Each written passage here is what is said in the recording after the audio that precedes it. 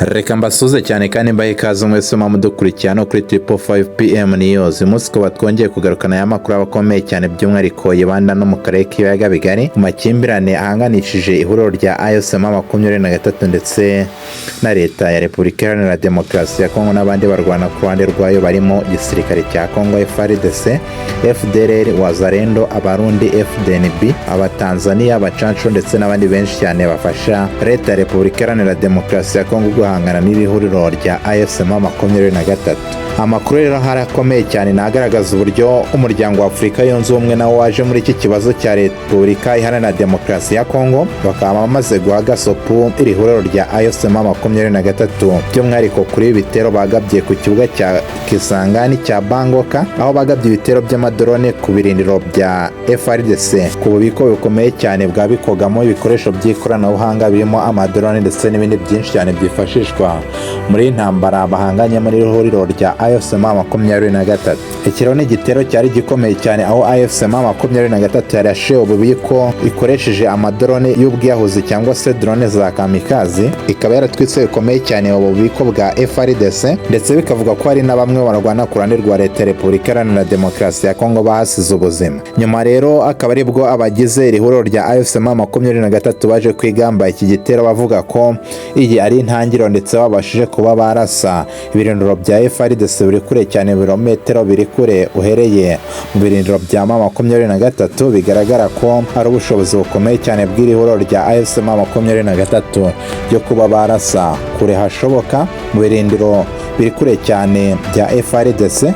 Bega bagaragaza ko FARDC nta mutekano ifite cyangwa se nta ubasha ifite byo kuba yabarwanya ngo ibatsinde. Umuryango wa Afurika yunze ubumwe rero ukaba warakajwe bikomeye cyane n'iki gitero M23 yagabye ariya kuri Bangoka, kibuga mpuzamahanga cya Kisangani, aho bagaragaje ko iki ari igitero gikomeye cyane kandi gihangayikishije by'umwihariko uburenganzira bwa muntu. Uyu muryango wa Afurika yunze ubumwe ukaba waburiyemo M23 ko ibitero biramutse bikomeje muri ubu buryo bishobora gufatwa nk'ibitero by'iterabwoba ndetse bakaba bafatira n'ibihano bikomeye cyane. Mbega bakaba babikoze mu buryo bwo kugira ngo M23 be yahagarika ibitero birimo ubu buryo, mu gihe ariko nanone leta ya Repubulika Iharanira Demokarasi ya Kongo yo gikomeje ya migambi yabo yo kuba yahungabanya ibice M23 amaze kuba yafata mu buryo bwo kugira ngo babe bayikura mu birindiro byawe ndetse babe bayakana ibice byose irimo. Ibi rero bikaba bishobora kutubahirizwa n'iri huriro rya M23 AFC bitewe n'uko uruhande rwa leta ya Repubulika Iharanira Demokarasi ya Kongo rwo rukomeje ibikorwa byarwo bigiye bitandukanye byo kugaba ibitero ku bufatanye by'umwihariko n'igihugu cy'u Burundi. Gusa nanone M23 ikaba ishobora kuba yabyubahiriza mu gihe abarwana ku ruhande rwa leta ya Repubulika Iharanira Demokarasi ya Kongo nabo bareka kwigabaho ibitero by'umwihariko muri iki gihe cy'agahenge, nyuma y'uko bari baremeranyije kuba bahagarika imirwano ndetse bagaha amahirwe ibiganiro bagiriraga hariya i Doha muri Katari kugira ngo barebe niba koko bishobora kuba byashyirwa mu bikorwa. Tubibutsa ko ejo hashize nanone abagize impande zombi, ubwo ni uruhande rwa leta ya Repubulika Iharanira Demokarasi ya Kongo ndetse n'abahagarariye M23 bari bongeye guhurira i Doha muri Katari, bongera gushyira umukono ku masezerano yo guhagarika imirwano, aho basubiye mu masezerano bari bagiranye mu minsi yashize atarigeze yubahirizwa. Bakaba bongeye noneho gushyira umukono ku masezerano aho biteguye kugira ngo babe bakongera gutanga agahenge kuri buri ruhande kugira ngo bahe amahirwe inzira y'amahoro, cyane ko ari igaragara ko ishobora kuba yageza ku mutekano cyangwa se ku mahoro arambye hano burasirazuba bwa Repubulika Iharanira Demokarasi ya Kongo. Dukomeje n'andi makuru by'umwihariko yibanda kuri Repubulika Iharanira Demokarasi ya Kongo, ni amakuru akomeye cyane yaturutse hariya i Washington DC muri Leta Zunze Ubumwe za Amerika, aho Felix Antoine Tshisekedi Chilombo, uyu perezida wa Repubulika Iharanira Demokarasi ya Kongo, yari yitabiriye inama ngarukamwaka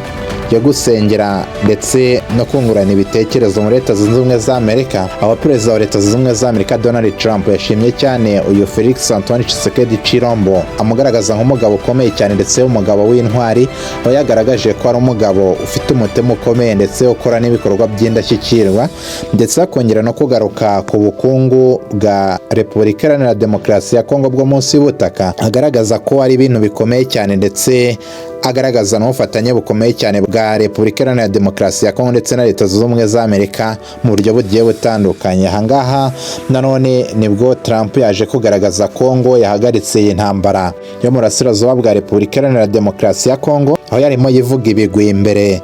y'abagize guverinoma ye hariya muri Leta Zunze Ubumwe za Amerika ndetse n'abandi batumirwa bagiye batandukanye baturutse mu bihugu byinshi cyane, aho bari bitabiriye iri huriro ryo muri Leta Zunze Ubumwe za Amerika. Akaba yagaragaje ko ngo intambara yo muri Repubulika Iharanira Demokarasi ya Kongo yamaze kuba yashyiraho umusozo cyangwa se yarangiye, yayirangije. Gusa bikaba bihabanye no kuri cyane ko ku kibuga cy'imirwano cyangwa se no mu burasirazuba bwa Repubulika Iharanira Demokarasi ya Kongo imirwano igikomeye ndetse ikomeje cyane ku mpande zombi. Bigaragara ko nubwo Trump yavuga ibi,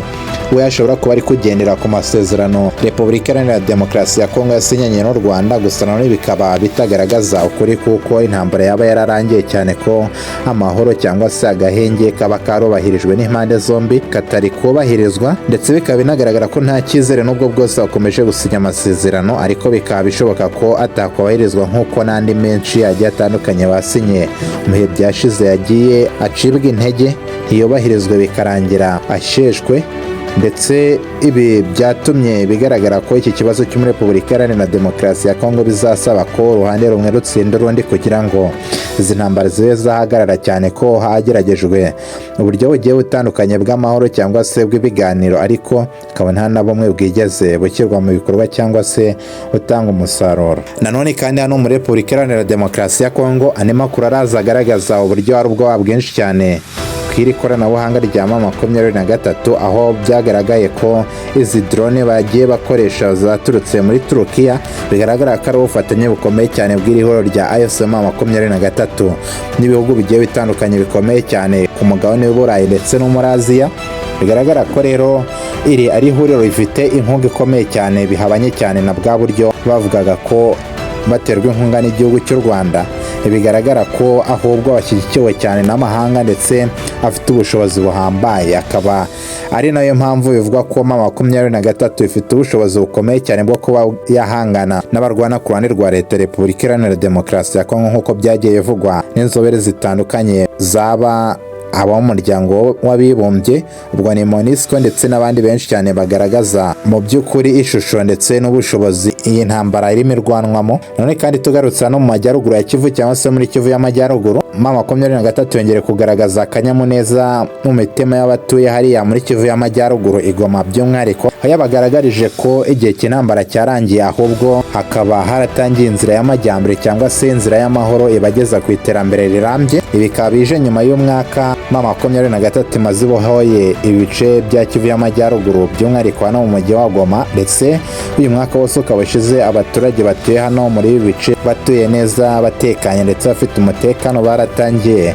n'ibikorwa bigiye bitandukanye by'iterambere, ubona ko biri gutanga icyizere ndetse bishoboka ko uyu muvuduko w'iterambere bariho ushobora gukomeza kwiyongera mu gihe abari ku ruhande rwa Leta Repubulika Iharanira Demokarasi ya Kongo batakomeza kugaba ibitero hano muri mujyi wa Goma cyangwa se mu bice bitandukanye biwukikije M23 yamaze kuba yabohora. Hakaba hari n'andi makuru akomeye cyane agaragaza ko ari ya mu gihugu cy'u Burundi cy'abaturanyi ku kibuga cya Amerika Ndadaye cya Bujumbura ikoranabuhanga rikomeje kugenda nabi. Bikaba byavuzwe ko hari indege nyinshi cyane zamaze gusubika ingendo zagiraga hariya ku kibuga cy'indege cya Bujumbura. Bigaragaza ko ari ikoranabuhanga ritarimo kugenda neza, aho bivuga ko kuranenga cyangwa se kumanuka kw'indege bitarimo kugenda neza. Amakuru akaba agaragaza ko bishobora kuba ari irya koranabuhanga rya M23 ryongeye kwibasira ubwirinzi bw'ikirere cya Bujumbura. Ibi bikaba bikomeje guteza inkeke by'umwihariko hano mu karere k'ibiyaga bigari, cyane ko bishoboka ko M23 ishobora kuba naho yahagaba ibitero nyuma y'uko yari yamaze gutangaza ko yarashe Kisangani, ndetse ikanatangaza ko yiteguye kuba yakongera kugaba ibitero mu duce twari two twose dutegurirwamo ibitero biyigabwaho